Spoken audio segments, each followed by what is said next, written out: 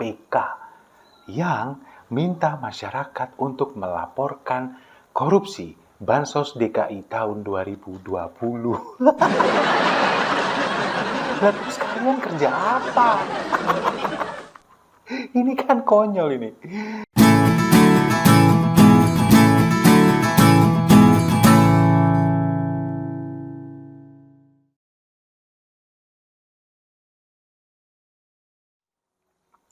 Salam damai untuk Indonesia, berjumpa lagi bersama saya, Papa Dimas. Info kali ini datangnya dari KPK yang minta masyarakat untuk melaporkan korupsi Bansos DKI tahun 2020. Lah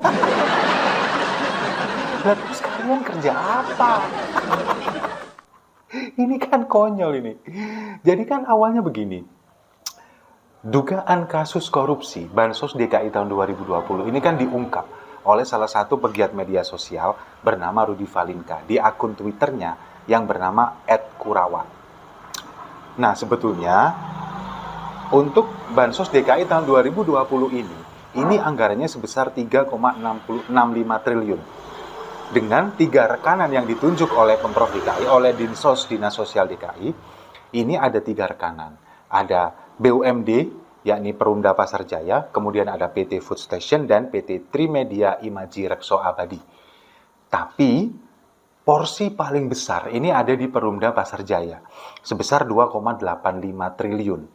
Nah, sampai detik ini, beras itu belum disalurkan dengan paket 5 kg, masing-masing 5 kg sebanyak 11 juta paket. Berasnya sekarang kondisinya rusak, sudah menguning, busuk, dan ini pun kemudian membuat warga masyarakat mendesak KPK untuk mengusut ini. Ada apa ini? Kok bisa? Selama ini dibiarkan begitu saja, sudah masuk 3 tahun ini, kok tidak ada laporan, tidak ada kemudian penyelidikan atau semacamnya, sama sekali nggak ada. Justru KPK yang sudah tahu ini menjadi viral, malah minta untuk warga melaporkan. Nah, pertanyaannya sekarang, sejak kapan korupsi ini menjadi delik aduan? Sejak kapan?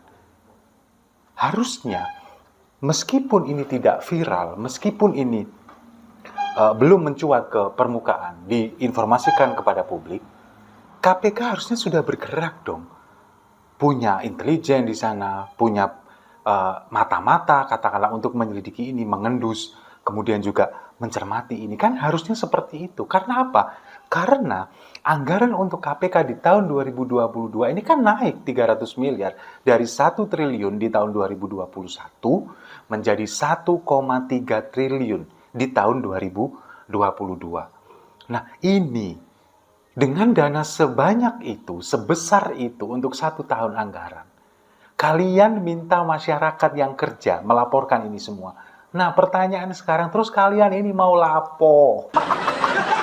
Mau cuman duduk, kalian cuman mau mengendus, mencium, menyelidiki seperti kasus Formula E. Lah kok enak banget, gokil banget kalau menurut saya kayak gini nih. Harusnya kalian dengan dana sebesar itu manfaatkan untuk melakukan penyelidikan. Kemudian ini harusnya bukan masyarakat yang mengungkap ini. KPK sudah menjadi ranah KPK, tugas KPK untuk mengungkap ini semua dengan anggaran sebesar itu, 1,3 triliun rupiah dalam 1 tahun di 2022 kemarin. Ini justru malah pegiat media sosial, masyarakat yang peduli terhadap negara ini yang mengungkap. Sudah diungkap, sudah ada di permukaan dengan disertai bukti-bukti yang cukup kuat. KPK-nya jadi melempem, masuk angin, minta masyarakat yang melaporkan. Ini kan konyol. Coba lihat, semacam apa KPK ini pekerjaannya kalau seperti ini, ya kan? Jadi, kalau menurut saya, ya KPK selama ini cuma seperti di kasus Formula E ya. Cium, endus, selidiki. Cium, endus, selidiki. Sampai saat ini masih gitu terus. Gitu aja terus sampai nanti Jan Etes jadi presiden. Nah, kemudian, adakah, yang menjadi pertanyaan sekarang, adakah hubungan antara korupsi Bansos ini dengan Anies Baswedan? Karena pada saat tahun 2020 yang menjabat sebagai gubernur adalah Anies Baswedan. Sementara yang menyelenggarakan ini adalah Dinas Sosial Pemprov DKI Jakarta yang secara struktural ada di bawah kepemimpinan Anies Baswedan. Adakah hubungannya? Bisa jadi. Karena kalau kita melihat pejabat yang ada di Perumda Pasar Jaya ini, Ketua Dewan Pengawasnya ini bernama Sutrisno. Dia adalah Ketua DPP Aliansi Nasional Indonesia Sejahtera, disingkat ANIS. Ini adalah salah satu relawan ANIS yang ada di Jakarta. DPP Aliansi Nasional Indonesia Sejahtera, disingkat ANIS. Dia adalah relawan dari Anies Baswedan. Kemungkinan dia ini adalah relawan Anies pada waktu mencalonkan diri menjadi gubernur di tahun 2017, kemudian pada saat Anies menjadi gubernur, dia diangkat menjadi Dewan Pengawas Perumda Pasar Jaya. Kemungkinan seperti itu. Nah, jadi apakah ini ada hubungannya? Ya, kalau kemungkinan menurut saya sih ada hubungannya. Karena dia adalah salah satu relawan Anies. Meskipun nanti Anies membantah atau dan lain sebagainya, atau mungkin juga si Sutrisno ini membantah, tapi nggak menutup kemungkinan ini semua pasti ada hubungannya. Nah, kalau melihat beberapa kasus korupsi yang ditangani KPK yang berhubungan dengan Anies Baswedan, ini memang KPK terlihat sangat melempem dan kayak masuk angin, kayak kerupuk kena angin gitu loh, melempem. Coba kita lihat Formula E. Sampai detik ini masih endus cium selidiki, belum naik ke penyidikan juga sampai detik ini. Padahal ini sudah dari tahun kemarin. Bahkan keuntungan dari Formula E juga sampai detik ini belum diungkap ke publik. Apakah benar untung atau rugi? Kalau menurut saya sih rugi. Kenapa? Kalau untung, ya sudah keluar-keluar mereka. Apalagi tim buzzernya Anies sudah keluar-keluar kemana-mana. TGUPP juga pasti sudah di media sosial mencuit macam-macam bahwa ini keuntungannya sekian. Dan kalau sekarang diam-diam aja ini, berarti merugi. Tapi mereka pura-pura bahagia. Nah, memang sekali lagi, kalau urusannya dengan Anies Baswedan, ini Firly Bahuri selaku Ketua KPK ini melempem kasus Formula E seperti itu. Kemudian sekarang dugaan korupsi dari beras bansos di tahun 2020 juga seperti ini. Kemudian netizen juga bertanya-tanya, kemana Najwa Shihab? Iya, memang. Setiap kali ada kasus yang mengkaitkan dengan Anies Baswedan, Najwa Shihab ini seolah diam. Tapi saya pernah melihat pada waktu dia diwawancara oleh Denny Sumargo di podcastnya, dia berusaha mengundang Anies Baswedan untuk mengkonfirmasi setiap dugaan kasus yang mencatut nama Anies Baswedan. Tapi Anies Baswedan nggak pernah mau datang.